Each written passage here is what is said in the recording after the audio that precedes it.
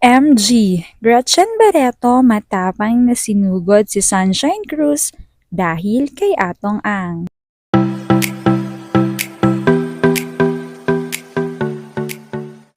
Patuloy ngang pinag-uusapan ngayon ang mga celebrities na sina Barbie Imperial at Richard Gutierrez matapos ngang makumpirma ang tunay nilang relasyon.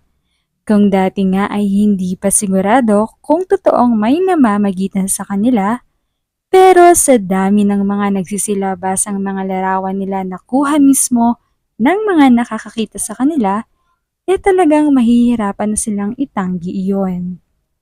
Matatandaan kasing kahihiwalay lamang ni Richard sa dating asawa na si Sara Labati, kaya naman pinaniniwalaan na si Barbie ang naging mitya ng paghiwalay ng pagsasama ng dating masayang couple na si Richard at Sara.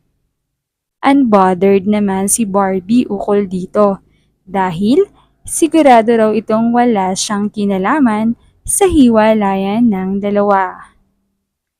Samantala, ay dahil nga halos umabot na rin ng taon ang relasyon ng dalawa, kaya naman nagkakasama na talaga ito maging sa isang bubong na lamang. Pag-amin ni Richard sa isang interview, ay matapang niyang isiniwalat ang namamagitan sa kanila. Aniya, tao lang sila, nagmamahal, at sa palagay niya ay nasa tamang panahon ang kanilang pag-iibigan. Bagaman hindi pa formal na hiwalay sila ni Sarah dahil sa ongoing annulment nila, pero sa nararamdaman niya ay single na siya, especially si Barbie rin na matagal nang hiwalay kay Diego kaya single na rin ito. Subalit, isang nakakagulat na pag-amin ang sinabi ng aktor kung saan ayon dito, sa katunayan ay may bagong bundle of joy raw sila dahil magkakaroon na sila ng anak ni Barbie. Buntis daw si Barbie at masayang-masaya ang mga pamilya nila sa balitang ito. Suportado raw ito ng mga kapamilya nila at ramdam nila ang pag-aalaga lalo na nga at medyo maselan ang pagbubuntis ni Barbie.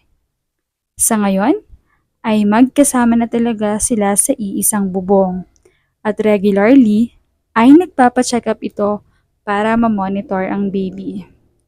Ayon naman kay Richard, ay nagpapasalamat ito sa mga taong sumusuporta pa rin sa kanya sa kabila ng mga batikos na natatanggap niya since last year. Pero, ang mahalaga daw, ngayon, sa kanya ay mga totoong tao sa paligid niya at syempre si Barbie at magiging anak nila. Sa dalawa daw siya kumukuha ng inspirasyon at humuhugot ng lakas para araw-araw ay maging masaya at makapagtrabaho din ng maayos.